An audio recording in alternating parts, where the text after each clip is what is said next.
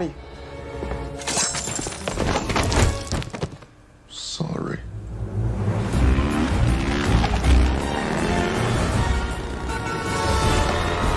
How much further?